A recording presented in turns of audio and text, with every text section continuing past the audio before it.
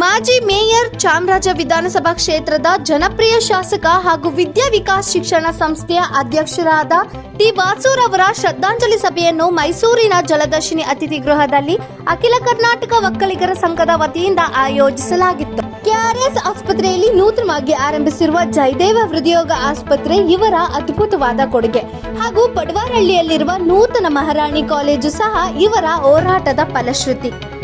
ವಾಸೂರವರು ಒಕ್ಕಲಿಗ ಸಮುದಾಯದ ಮುಂಚೂಣಿ ನಾಯಕರು, ಶಿಸ್ತಿನ ಸಿಪಾಯಿ, ನಾಡು ಕಂಡಂತಹ ಅಪ್ರತಿಮ ನಾಯಕ.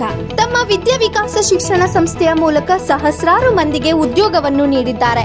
ಎಲ್ಲರನ್ನೂ ಪ್ರೀತಿಯಿಂದ ಮಾತನಾಡಿಸುತ್ತಿದ್ದ ವಾಸೂರವರನ್ನು ನಾವು ಕಳೆದುಕೊಂಡಿರುವುದು ನಮ್ಮೆಲ್ಲರ ದುರದೃಷ್ಟವೇ ಸರಿ ಎಂದು ಅಖಿಲ ಕರ್ನಾಟಕ ಒಕ್ಕಲಿಗರ ಸಂಘದ ರಾಜ್ಯಾಧ್ಯಕ್ಷ ಗಂಗಾಧರ್ ಅವರು ಮಾತನಾಡಿದರು.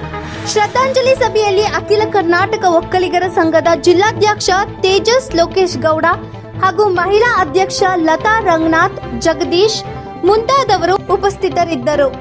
ನಿಜಕ್ಕೂ ನಮ್ಮ ಇಡೀ ನಮ್ಮ ಸಮುದಾಯಕ್ಕೆ ಒಂದು ದೊಡ್ಡ ಇದನ್ನ ಕಳ್ಕೊಂಡಂತಾಗಿದೆ. ಅದು ಅಂಗವಾಗಿ ನಮ್ಮ ಅಖಿಲ ಕರ್ನಾಟಕ ಒಕ್ಕಲಿಗರ ಸಂಘದ ವತಿಯಿಂದ 1 ನಿಮಿಷದ ಮೌನವನ್ನು ಎಲ್ಲರೂ ಮಾಡಬೇಕು ಅಂತ ನಾನು ಕೇಳ್ತೀನಿ.